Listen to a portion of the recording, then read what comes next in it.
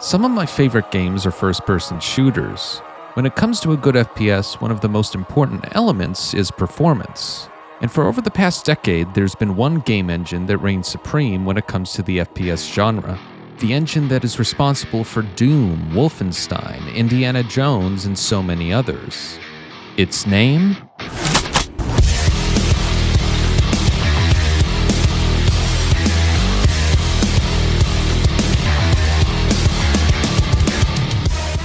id Tech, the proprietary engine used by id Software and some other developers, is currently the best in the industry when it comes to producing FPS games that look and run extremely well. The thing is, id Tech is not new. It has such a storied history and has impressed for decades now, and it's always set the bar high in the games industry. All the way back in 1992, id Tech was designed by just 3 people and first used for Wolfenstein 3D. At the time, the engine was aptly called the Wolfenstein 3D engine, though today that version of the engine is retroactively called id Tech 0. From here, id Tech would be iterated upon frequently over the years, with each iteration being reflected in the engine's name.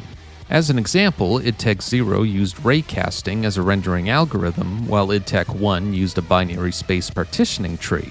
Basically, this tree splits up data quickly and efficiently to figure out what needs to be rendered for the player or not.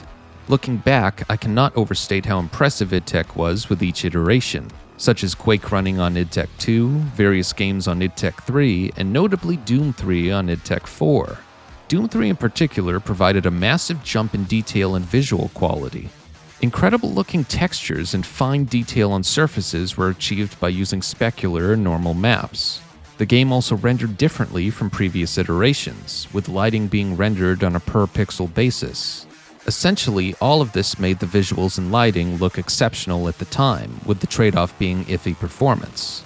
For id Tech 5, the engine would be using new features like HDR rendering, volumetric lighting, etc. Notably, the engine would also be utilizing a new rendering technology called megatexture.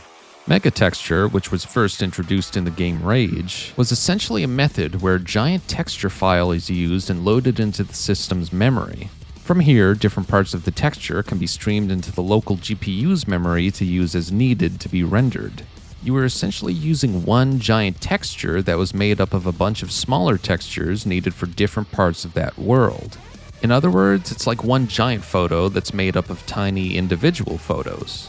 This process for retrieving the required texture data would be quite efficient on older hardware or consoles with limited memory. A classic example would be the PlayStation 3 with its notorious 256 megabytes of RAM. So, theoretically, this all would have been an efficient way to render in textures and allow incredibly detailed textures to be streamed in. But ultimately in id Tech 5, it had problems. Megatextures required an enormous amount of space and were difficult to work with.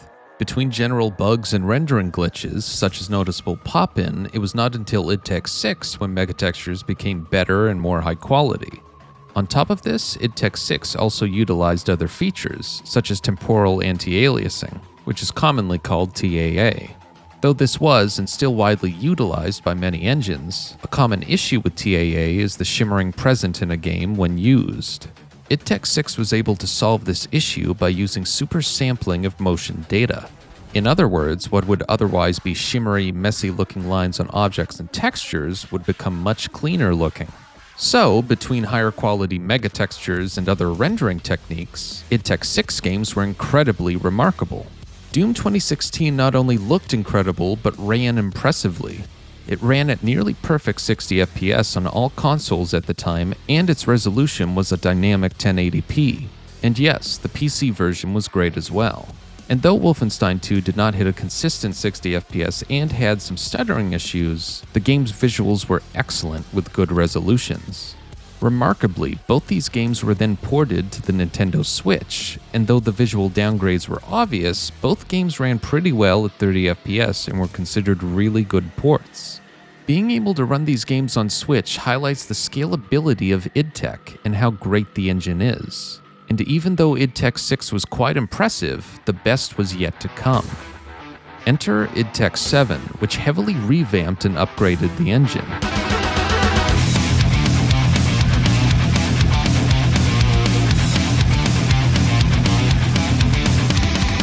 First and foremost, id Tech 7 did away with megatextures altogether. Even though it improved, megatextures took up too much space and still had pop-in issues. And again, this type of rendering process originated in the PS3, Xbox 360 era, so this process made sense on older, limited hardware, not newer hardware. So, let's talk about id's new rendering process and their debut game on id Tech 7, Doom Eternal. id Tech 7 uses a high-performance image streaming solution, which essentially allows for higher resolution textures that are far more detailed than what megatextures had to offer. Because of this new rendering solution, these more detailed textures were actually less intensive on the GPU. This allowed Doom Eternal to not only look better than Doom 2016, but run better. Though there are occasional frame drops, the experience across the board was mostly 60 FPS. For resolutions, the base PS4 and Xbox One run Eternal at a dynamic 1080p. PS4 Pro and Xbox One X runs Eternal at a dynamic 1440 and 1800p, respectively. Then there's the next-gen upgrades for Eternal, which are absolutely incredible to this day. There's 3 graphics modes. There's the balance mode at 4K 60, a ray tracing mode at 1800p offering enhanced ray tracing, and a performance mode at 120 FPS. And even though the Series S reduces some visual features and resolution, all consoles run solidly at 60 or 120 FPS, which is almost unheard of at these resolutions and visuals. And obviously, the PC version was excellent, and the game ran like a dream on a huge variety of hardware. Anyway, back to the engine. id Tech 7 also used a new triangle and occlusion culling system. I don't know what that is. Okay, so basically the CPU determines what surfaces and data are not needed and rejects what is not required. Then a small software buffer tells the GPU what is not needed. This means the game can efficiently render exactly what triangles and geometry is visible to the player. And because of this efficiency, it means that higher detailed textures and meshes can be added to the game. Basically, this all means that if the player cannot see something, it's not going to be rendered. Moving on, there's also a new level of detail system. As a brief explanation, when there is a texture very far away, that texture will be less detailed because the player won't be able to notice those fine details. This also means the GPU does not have to use as much power on producing that texture. However, when a player gets close to that same texture, the GPU would render in a higher detailed version of it. This is because the player is now close enough to notice such details. So, in id Tech 7, the level of detail system they added is incredibly efficient. When you have an engine this optimized and efficient, that means you can do even more, and that's exactly what id Software did. As an example, they were able to include ray-traced reflections in Doom Eternal. All of these features and processes combined allowed for an unbelievable-looking result and experience. Oh, and don't forget, Doom Eternal's maps and spaces were much larger than Doom 2016. So that Doom Eternal was bigger, visually superior, and ran better than Doom 2016 on the same hardware is an incredible feat. And just like id Tech 6, id Tech 7's scalability is incredible.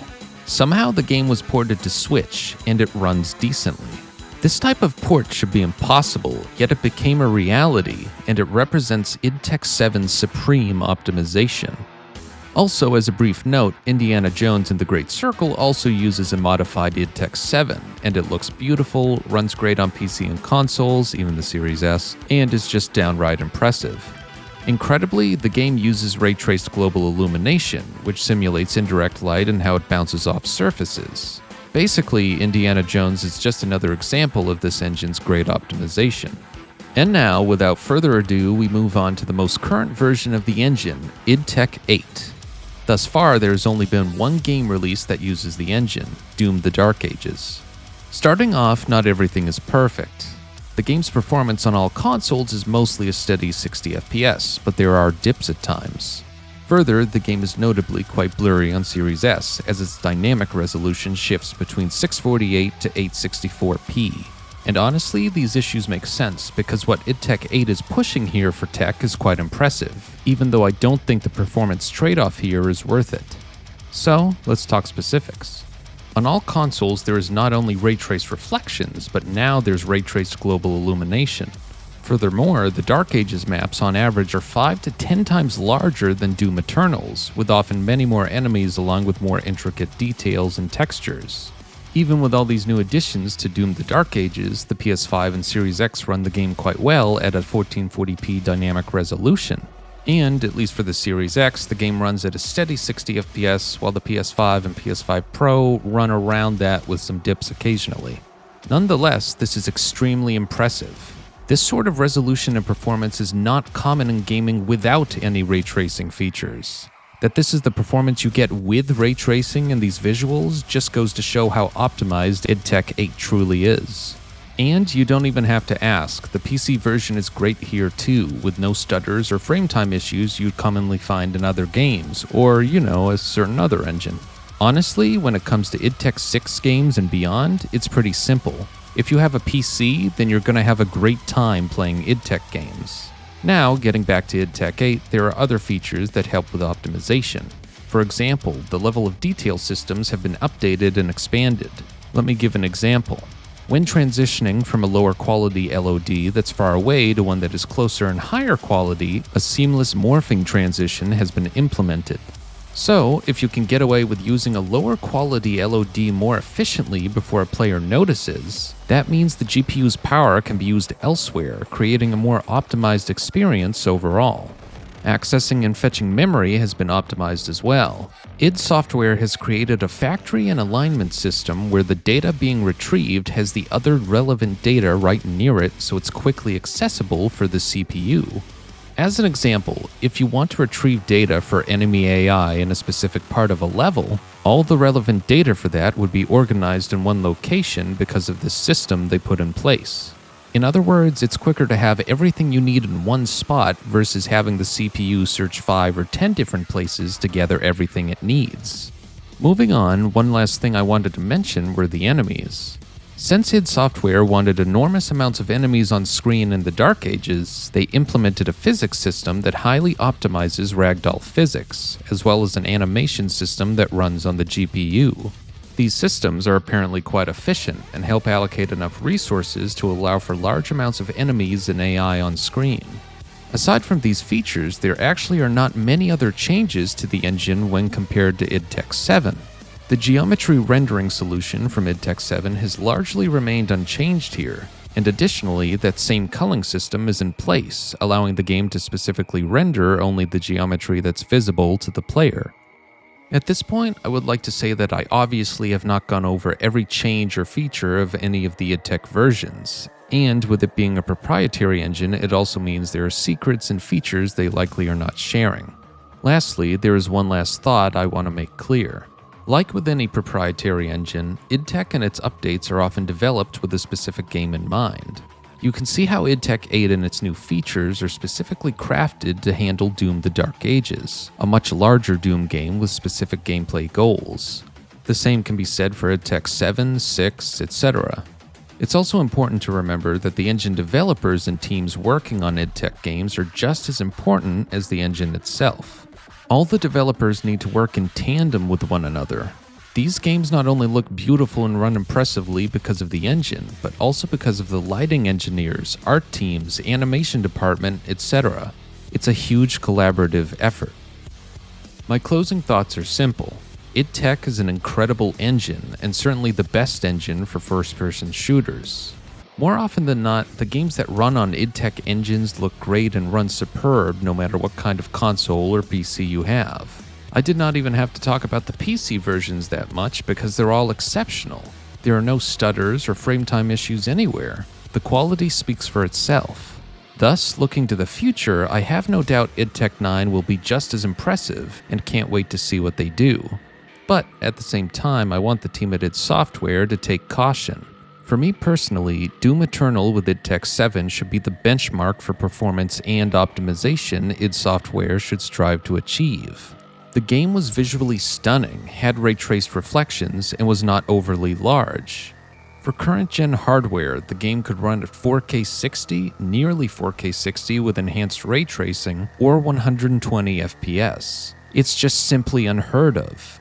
And though Doom the Dark Ages was an upgrade in certain areas, you cannot go from those perfect Doom Eternal graphical modes to the Dark Ages where it is not a locked 60 FPS and at times looks blurry. But anyway, that's just my 2 cents. Ultimately, I am still looking forward to the future of id Tech and excited to see what the developers do with it, because it's one hell of an engine. Thank you to everyone for watching, and I'll see you all in the next video.